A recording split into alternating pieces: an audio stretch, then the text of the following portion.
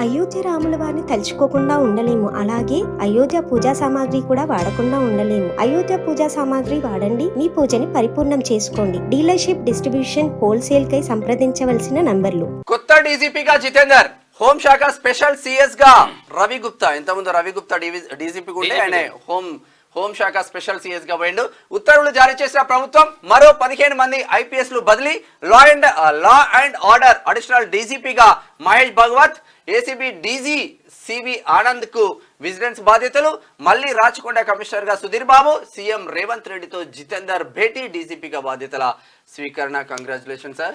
నిన్న చాలా మందికి సంబంధించి అంటే ఐపీఎస్ అధికారులకు చాలా మందికి సంబంధించి సీనియర్ అక్కడ అంటే శాఖలు బదిలీ చేసిండ్రు. ఇవన్నీ కూడా జరిగినాయి. అంటే ప్రభుత్వాలు ఏర్పడ్డప్పుడు, కొత్త ప్రభుత్వాలు ఏర్పడ్డప్పుడు ఇవన్నీ కూడా జరుగుతాయి. ఎందుకంటే తమకు అనుకూలంగా ఉన్నటువంటి అధికారులను పెట్టుకోవడం కానీ, తర్వాత దీనికి సమర్థత ఉన్నటువంటి అధికారులను మార్చుకోవడం కానీ ఇవన్నీ కూడా చేస్తూ ఉంటారు. అందులో భాగంగా చేసిండ్రు. రాష్ట్ర కొత్త డీజీపీగా సీనియర్ ఐపీఎస్ అధికారి జితేందర్ను ప్రభుత్వం నియమించింది. ప్రస్తుతం డీజీపీగా ఉన్న రవి గుప్తాను హోంశాఖ స్పెషల్ సీఎస్గా బదిలీ చేసింది. ఈ మేరకు సీఎస్ శాంతికుమారి బుధవారం ఉత్తర్వులు జారీ చేశారు. రాష్ట్రంలో కాంగ్రెస్ అధికారంలోకి వచ్చాక నియమితులైన తొలి డీజీపీ జితేందర్.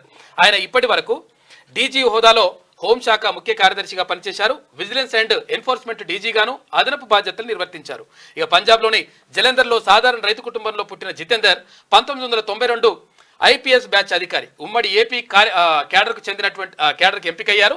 తొలుత నిర్మల్ ఎస్పీగా, ఏఎస్పీగా, బెల్లంపల్లి అదనపు ఎస్పీగా పనిచేశారు. అప్పట్లో నక్సల్స్ ప్రభావం ఎక్కువగా ఉన్న మహబూబ్ నగర్, గుంటూరు జిల్లాల్లో ఎస్పీగా విధులు నిర్వర్తించారు. ఇక తర్వాత ఢిల్లీ సిబిఐలో 2004 నుంచి 2006 వరకు గ్రే హౌండ్స్లో పనిచేశారు. అనంతరం డిఐజీగా పదోన్నతి పొంది విశాఖపట్నం రేంజ్లో బాధ్యతలు నిర్వర్తించారు.